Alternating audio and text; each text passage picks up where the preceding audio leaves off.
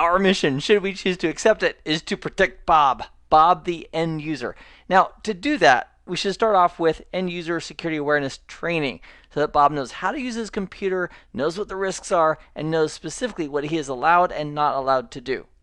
And then once Bob knows what he's allowed and not allowed to do, and there's antivirus software locally on his computer as well, here's what we can do from a network perspective to help Bob as well. We can implement access control policies, and those would include features like URL filtering, where we're going to filter risky sites, like proxy server sites, in case Bob's trying to connect to a proxy server outside the network to hide his activities as he goes to other locations. So we can filter those with URL filtering. We can filter sites that are known for malware, malicious software, or anything else that may be harmful to our company or to Bob or Bob's computer that we don't want him accessing from a URL perspective. And then going above and beyond that, we can filter for individual applications, file transfer applications that we don't want Bob to be able to use. An example would be we're allowing Bob to go to Facebook, but we're not allowing Bob to use the file transfer services that may be available via Facebook. We could filter for certain types of games that we don't want Bob to use. We could filter based on torrent activity as an application. And the goal is to protect Bob and our infrastructure against those things that might be harmful to either one. In addition, we're going to hide Bob behind network address translation so that when Bob goes out to the internet, that's going through either NAT or PAT.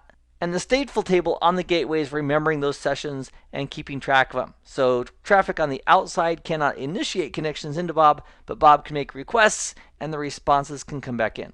Now, one of the challenges is that if Bob goes out to a site and he's using SSL, the contents, the application layer data, is all encrypted. And our gateway really can't inspect that content to see whether or not it's file transfer apps or games or torrents.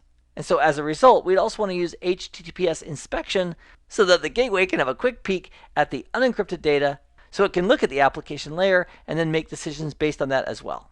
Now, once we've done all that in place, that's all part of our access control policies on the gateway. But another set of policies that are part of our policy package is threat prevention.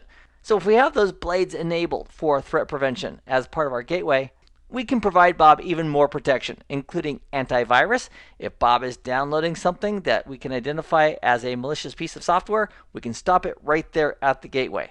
With the right license, we could also enable IPS, intrusion prevention services, and also threat emulation.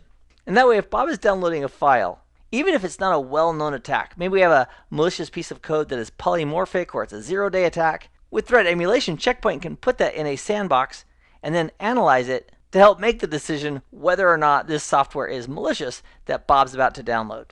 So the concept is, as part of a policy package, we can have access control policies and threat prevention policies with the intention of having multiple layers of security, both access control and threat prevention, to help protect our user Bob.